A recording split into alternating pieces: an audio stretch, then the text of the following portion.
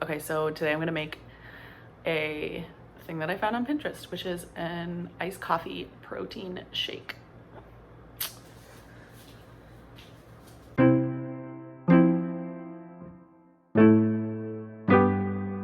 This is one of those stasher reusable Ziploc baggies that I have because somebody on YouTube told me that I should buy it.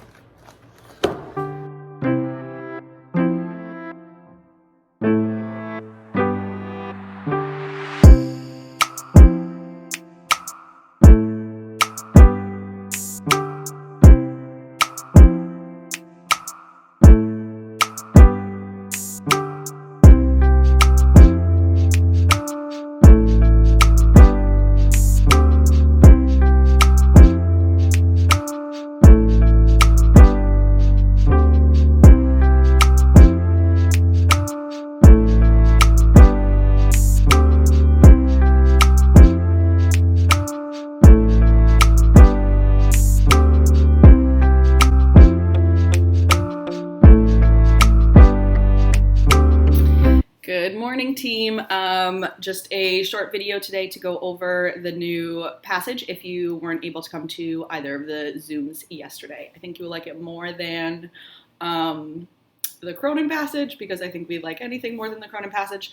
But there are some similarities, and that's kind of the reason that I picked it. So, first things first, new day, new pair of leggings.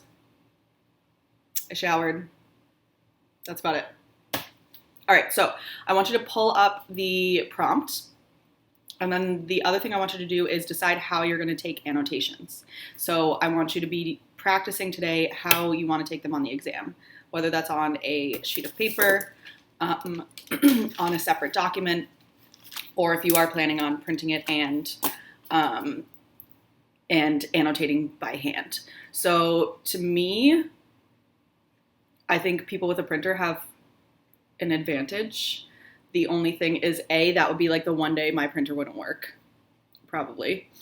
B, if I had a printer and I'm taking this exam, I would be printing it, and then while it's printing, because I don't know about you, but my printer takes like 2 minutes to print out one sheet of paper, I would be reading the document on the screen while I was waiting, so I didn't waste any time. So decide what your method is going to be and practice that today. So passage looks like this. It's on Google Classroom. I took out any sort of like identifying information. So it literally just says in the passage below in author. There's no like time period. There's pretty minimal like context, just in case if it's true and this is what it's going to look like, that you guys have practiced with it like this. Okay. So I'll read the prompt to you. In the passage below, an author responds to an essay by Salman Rushdie, a writer who left his native India for England. Rushdie describes the effect of mass migration as being the creation of radically new types of human beings, people who root themselves in ideas rather than places. Read the text carefully, then write an essay in which you analyze the strategies the writer of this passage uses to develop his perspective about moving.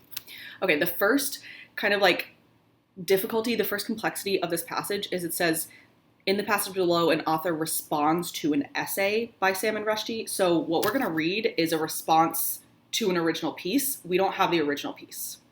So I made a note here, like this is a response. And I want to make sure in my mind, I'm not thinking that Salman Rushdie is the guy who wrote this, because he's not. He's the original writer who wrote something, and now our author wrote a response. But it does say that Rushdie, in the original piece, is a writer who left his native India for England. So already I'm thinking like there's a complex relationship between those two countries. We have like, you know, the colonizer versus the colonized. We have different skin colors. We have different like social class systems, and things like that. But it does say that Rushdie was born in India and then he eventually migrated to England.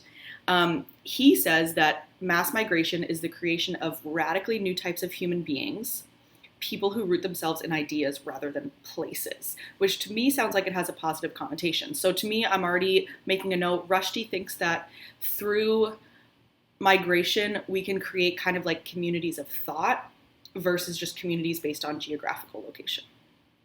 Okay, then it says, write an essay in which you analyze the strategies of the writer of this passage uses to develop his perspective about moving. And then I put a box around that last part and wrote define, because clearly I'm going to have to define what this guy's perspective is about moving. My brain is already thinking, like, they're not going to give us a piece that he responds and says, like, I agree with everything you say. So already I'm thinking, like, he's going to refute Rushdie or counter what he's saying. He's going to argue against it. He's going to critique it. He's going to be critical of it in some way. Okay, there's my prompt. I'm starting to look at this passage and I'm going, this is pretty long.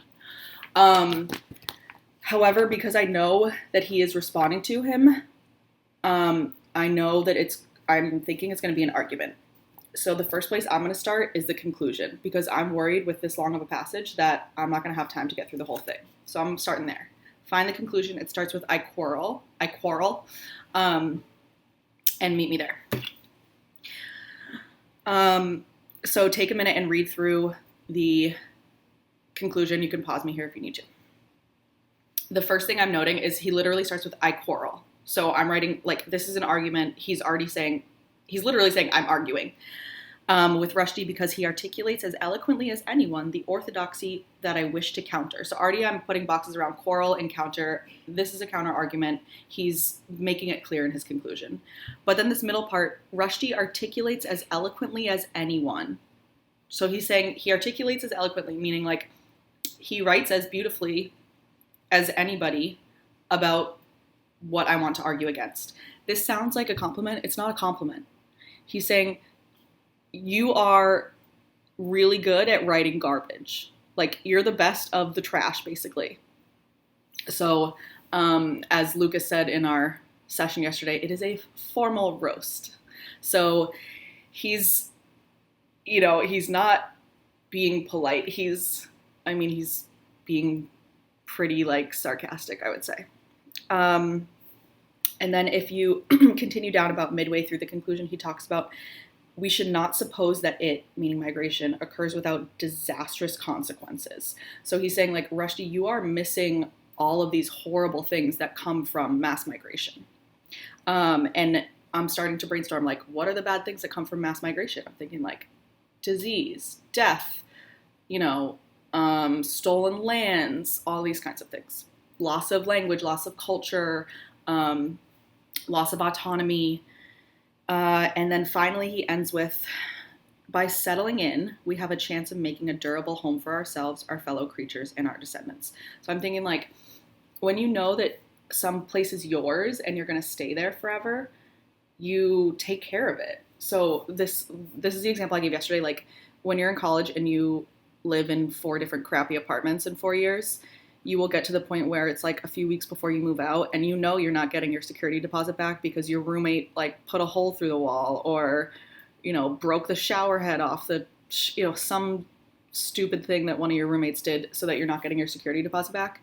You're not going to go around on your hands and knees, like, scrubbing the baseboards and, like, dusting the ceiling fan. You don't care. You're not staying there.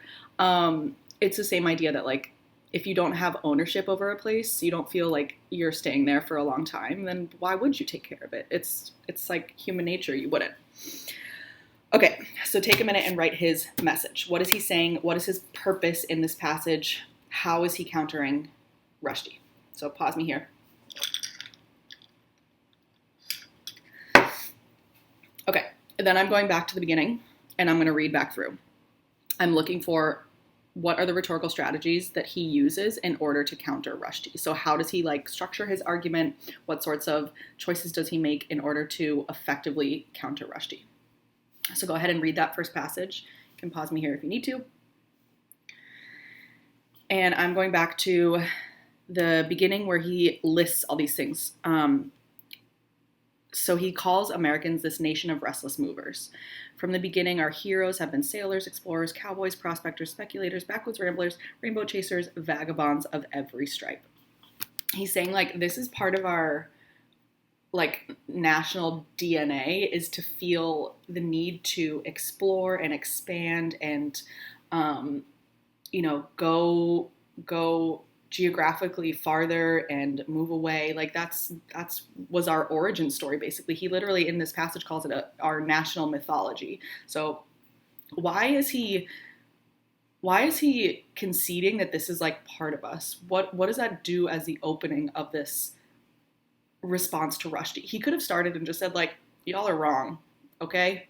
This guy's dumb, but he doesn't. He starts by saying like, of course you guys are gonna like, agree with him. Of course you feel that way. It's part of our heritage. It's part of our, like ancestral DNA basically. So think about why he would start that way. However, he is still being critical. He starts that list with, our heroes have been sailors, okay, explorers, cool, cowboys, great, and then he gets into backwoods ramblers, rainbow chasers, and vagabonds. So this list like very quickly declines into having a negative connotation. He also says if we fish out a stream or wear out a field, so if we, deplete the land, where do we go? Onto the next stream, onto the next field to deplete, to ruin, to destroy. We don't worry about the land that we have because there's always more to have. Okay.